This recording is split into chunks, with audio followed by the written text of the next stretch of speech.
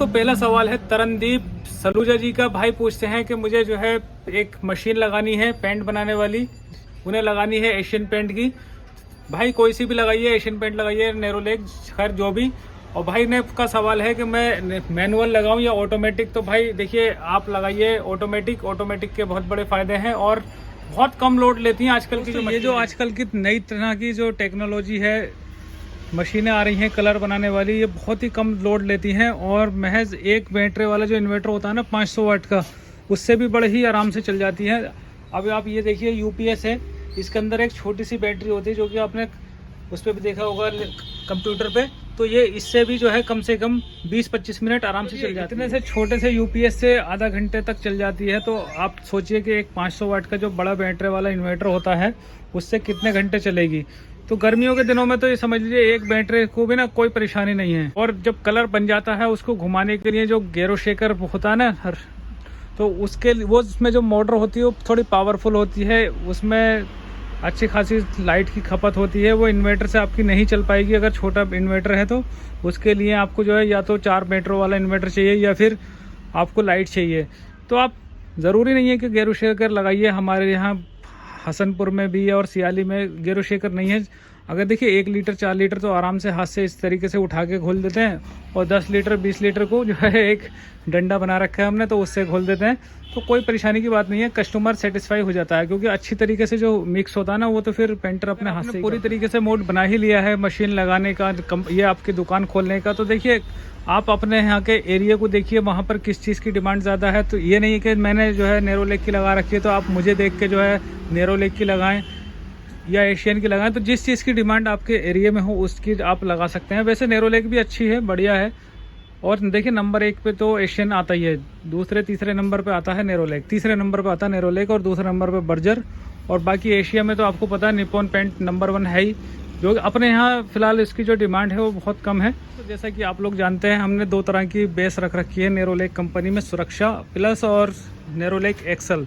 इसी तरीके से अगर आप एशियन की मशीन लगा रहे हैं तो उसका जो सस्ती मीडियम वाला बजट रेंज में जो आपको मिलेगा तो उसमें ये एस आता है, देखिए इधर।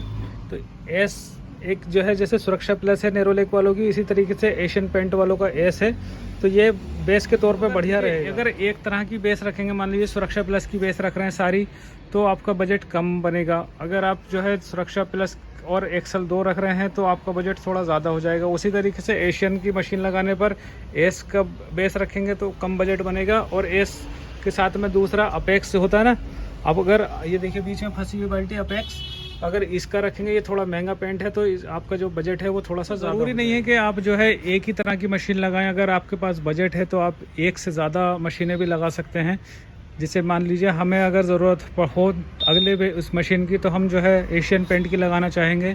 अगर एशियन से अलग भी डिमांड हो तो बर्जर की लगा लेंगे।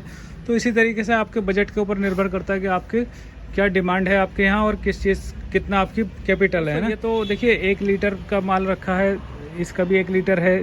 फिर इसका 4 लीटर के बेस भी आते हैं, 10 लीटर के बेस आते हैं, 20 लीटर के बेस आते हैं। अब ये तो है नहीं 1-1 पीस से काम चलेगा, क्वांटिटी के हिसाब से आपको रखने पड़ेगा। मान लीजिए 1 लीटर ज़्यादा रखना पड़ेगा तो 4 लीटर थोड़ा सा उसके मुकाबले कम, 10 लीटर और 20 लीटर उसके मुकाबले और ज़्यादा कम।